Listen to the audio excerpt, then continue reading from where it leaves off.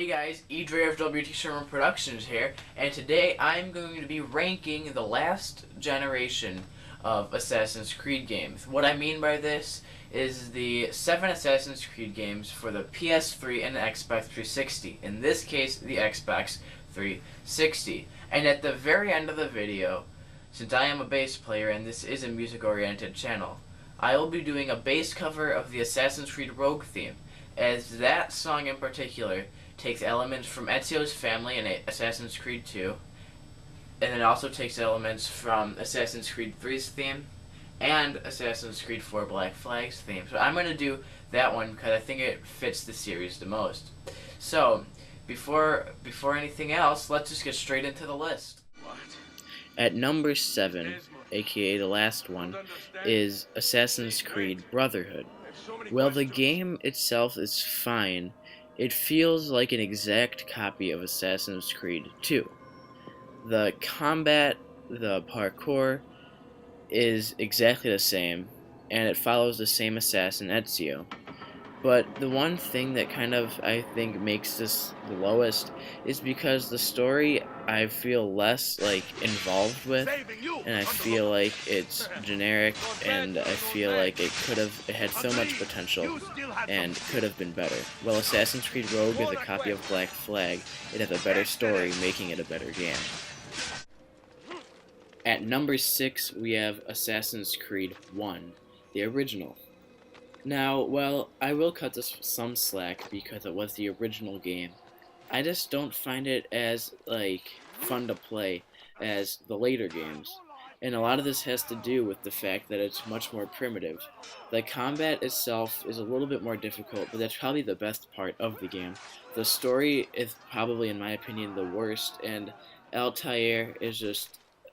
because it's an early game and they didn't have anything else to go by, I don't feel that connected to his character.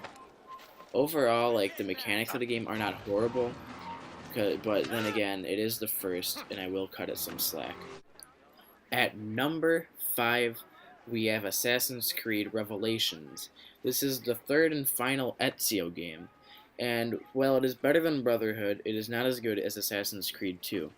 It's fun to play as because Ezio has all the gadgets and stuff that he's had in previous games, but it seems a little bit more, fun to play as. And the combat seems a little slow, as you see here. And, but the story, I feel like, is one of the better ones, as I feel like it's a good thing that they brought Altair back, since they never wrapped up his story. It's cool to see an earlier assassin.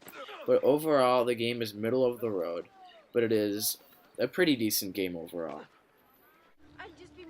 At number 4, we have Assassin's Creed 2. Now, many people put this at number 1, and while I see why they would, I feel like the game is a bit overrated.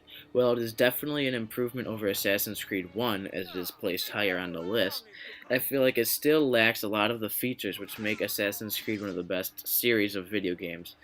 And Ezio himself is a pretty interesting character, but this is definitely his best game, and I feel like the combat is a little difficult, but it's probably not one of the best parts of the game. The parkour, I think they massively improved, and the story itself is a really good one, but I feel like this deserves its spot. At number 3, we have Assassin's Creed 4 Black Flag. This follows the story of Edward Kenway, a pirate, which is a very interesting story. Well, it's not the best, it's very good, and I feel like it's pretty good because it follows the Kenway trilogy. This is the second one in the trilogy. The Kenway trilogy is by far my favorite. He is the father of Haytham and grandfather of Connor, and I feel like this game massively improved mechanics. It's the first one to have massively improved sailing, and it had a pretty good fighting system similar to AC3, but not the same. And I just think overall, Ubisoft did a good job on making a game about assassins and pirates. At number 2, we have Assassin's Creed Rogue. It probably has the best story in the entire series. Now, while it runs on the same exact engine as Assassin's Creed Black Flag, it massively improved by adding more modern, for its time, a machine gun and advanced sailing, which is even more advanced than Black Flag, and it also has the same fighting style.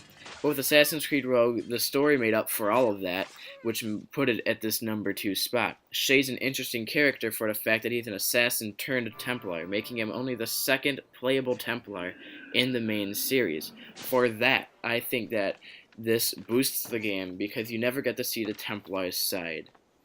This deserves its number 2 spot on this list. At number 1, we have Assassin's Creed 3. This is a very unpopular opinion, as many people think this game is bland, but I think it's the complete opposite. There's so much to do. It has a great open world, great cities of Boston, New York, plus the frontier. And its fighting style is massively improved from previous games, and its time period and setting is perfect for an Assassin's Creed game. Well, Haytham Kenway is my favorite character in the entire series, and after reading Forsaken, it made me even like him more. Connor is pretty interesting as well. Many people think otherwise. Well, I think he could have been a little better. I think that he is a great character and really shows what most Native Americans felt like during the war. Now, this game is probably the best for many reasons. I love the assassins that you could fight with. I love the combat system. I love the setting, and I love the story.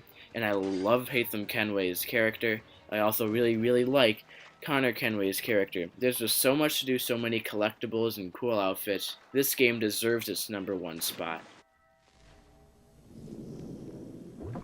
So, that was the list. Now it is time for the base cover.